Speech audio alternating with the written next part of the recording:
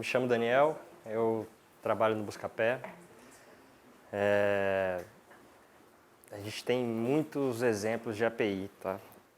A gente recebeu a proposta muito em cima, o Kleber até que fez a intermediação aí. Mas a gente faz API no Buscapé há pelo menos 5, 6 anos, tá? E agora a gente começou a ir para um nível mais profissional de API. Então, o que vocês falaram do Flickr, etc., eu vou mostrar um case de uma API nossa que tem 4 anos, tá? Que é talvez a nossa principal API. A gente faz muita API para integração entre os nossos sistemas. No início a gente tentou numa arquitetura SOA, hoje a gente já está passando por uma arquitetura de microserviços, a gente está modelando aqui a nossa vida interna de integração entre sistemas. Só que a gente também tem API pública, que talvez alguns de vocês já devam ter conhecido, normalmente a galera mais desenvolvedor já mexeu, que é uma API que paga, ela monetiza quem usa essa API. Tá? Então eu vou falar um pouco dela e vou dar um pouco do case, dos problemas que a gente achou e mais ou menos, eu queria sair um pouco da modelagem e falar um pouco do pós. Né? Acho que em modelagem a gente fala muito, a gente discute muito, o tempo inteiro a gente está discutindo sobre modelagem de API. Acho que isso é a coisa que quase todo desenvolvedor passa a fazer ultimamente com muita frequência. Só que a gente tem uma experiência no Buscapé a gente sempre esquece do depois. Né? Depois que coloca uma API no ar, o que precisa fazer para que essa API aguente? Como é que a gente escala? Como é que a gente faz com que o usuário, o cliente, ele consiga ter a performance necessária para que a API seja útil? Então eu queria botar aqui para vocês um exemplo de uma API nossa, que é a maior que a gente tem lá, que a gente teve que fazer um trabalho depois que colocou no ar aí e mostrar um pouco, tá? Ele é muito focado, no Buscapé a gente trabalha em Java, não sei se tem pessoal de Java aqui, mas a gente é bem mais focado em Java, a gente não trabalha com nenhuma outra linguagem lá dentro, tá? Tudo lá é Java, tanto o site quanto as APIs. E o Buscapé Web Service, o BWS, ele é a API que o Buscapé, que o Neto falou do negócio de cupom lá, que ele não quis botar no ar.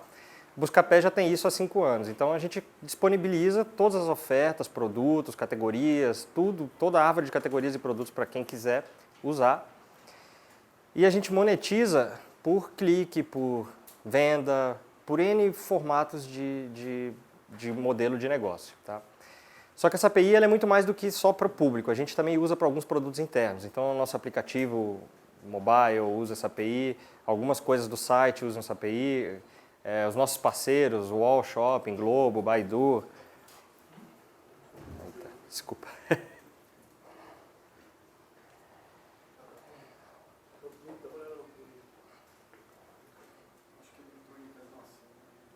Ele entrou em hibernação.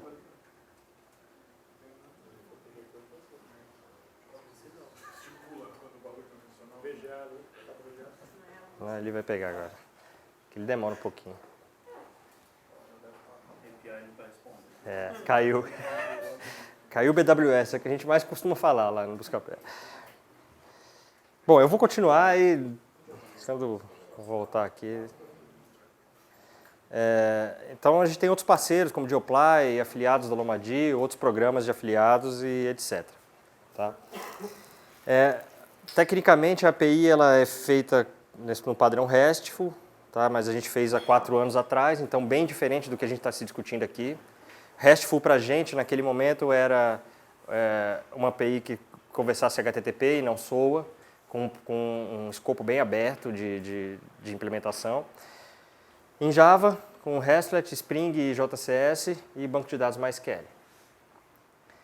Bom, eu entrei no Buscapé faz 2 anos, eu entrei para cuidar dessa aplicação.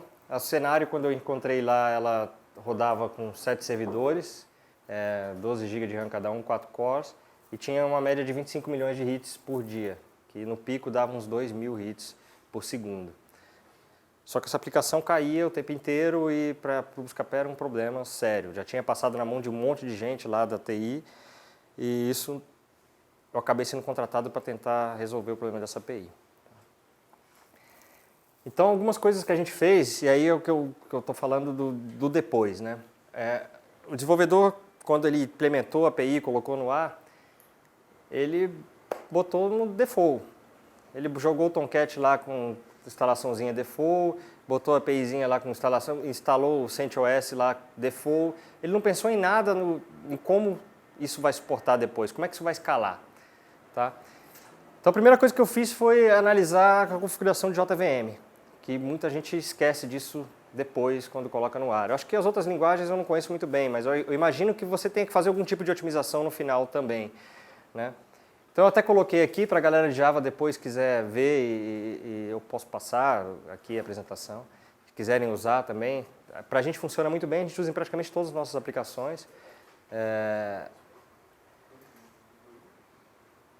Uma outra coisa que eu fiz foi a configuração do connector da porta 8080 do Tomcat. Então a gente aumentou a quantidade de threads. O Java ele tem um limite de thread nativo quando você coloca no formato default. Então você põe um puta de um servidor com 12 GB de RAM, com 4 cores, só que ela só atende 64 mil threads. Sua máquina suporta muito mais do que isso. Então, esse tipo de coisa a gente esquece sempre quando coloca no ar. Então, configuração de threads, configuração de Keep Alive, configuração de gzip, atualização de versão do Tomcat da JDK, um cache, né, que a aplicação já trabalhava com cache, mas não era 100% compatível com todas as requisições. E a coisa que eu considero que é a mais importante, que aí acho que independe da linguagem, qualquer coisa assim, que é a conexão. Quando a gente faz uma API, a gente esquece de como que as duas pontas se comunicam. Tá? A gente teve, por exemplo, o nosso parceiro de Apply, que ele ligou a API lá do nada, o cara faz 40 milhões de requisições por dia, só ele. E botou no ar. Só que ele abria uma conexão para cada requisição. Isso significa o quê? Eu também tenho que abrir uma conexão para cada requisição. Quando ele abre uma conexão para cada requisição do lado dele, eu também tenho que abrir no meu servidor. Então eu tenho que manter centenas de milhares de conexões espelhadas que fica inviável. Então, a minha máquina caía e a máquina dele tinha problema de performance. Então, a gente começou a discutir como é que a gente faz o keep alive das conexões, como é que a gente faz para o cara reutilizar, ele criar um pool de conexões, como a gente faz com banco de dados, que é muito comum para a galera de Java. A gente põe um pool de conexões, mantém X conexões ativas no ar.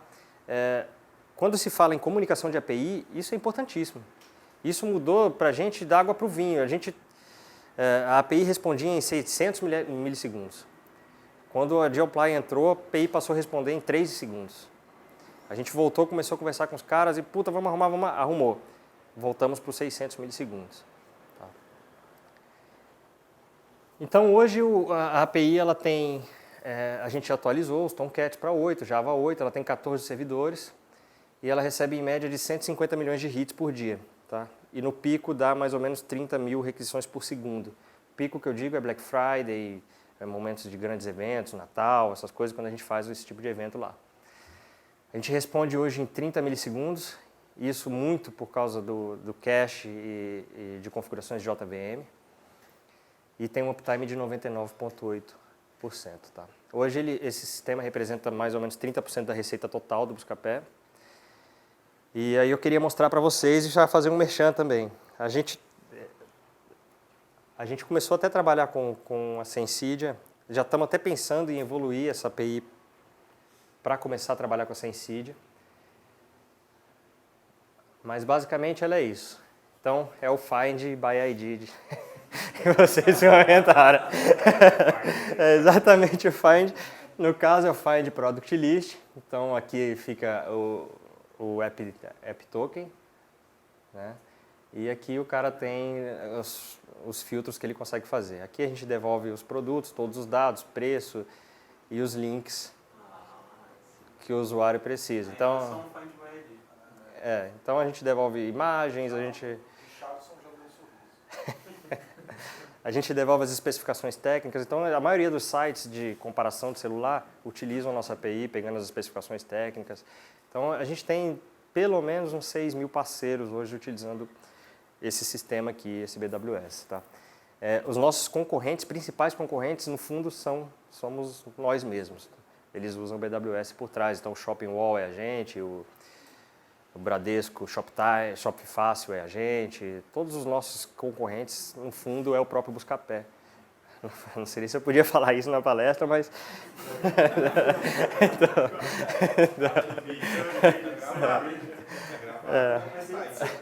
Mas basicamente aqui também no formato...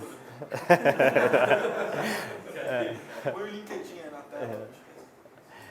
E aqui o nosso site de developer, que não é mobile first, mas vocês conseguiriam ter todas as integrações e como funcionam essas APIs por aqui. Tá? Uma coisa que a gente tem trabalhado também, assim como o Kleber falou da Nova.com, a gente também está começando a criar nossas APIs para as lojas começarem a publicar as ofertas dentro do Buscapé via API. Porque o nosso modelo era muito de XML, a loja criava um XML e a gente ia lá e fazia o pooling de 1 em 1 hora, 2 em 2 horas, matava tudo que a gente tinha, começava tudo de novo a cada 1 hora. E aí agora a gente está começando a trabalhar com modelo de API, com parceria com a Sensid, a gente criou, modelamos nossa aplicação, agora as lojas estão mandando para a gente parou de buscar. E é isso, eu não preparei nada muito de conteúdo mais técnico, então eu trouxe mais um case nosso para tentar passar para vocês um pouco da experiência que a gente tem no Buscapé, de alto tráfego. Então lá a gente acaba tendo que pensar muito mais em performance e qualidade de crescimento de um sistema do que simplesmente a modelagem em si. Vamos fazer a melhor modelagem possível, mas a gente se esquece do depois, normalmente não adianta nada. Então, era isso.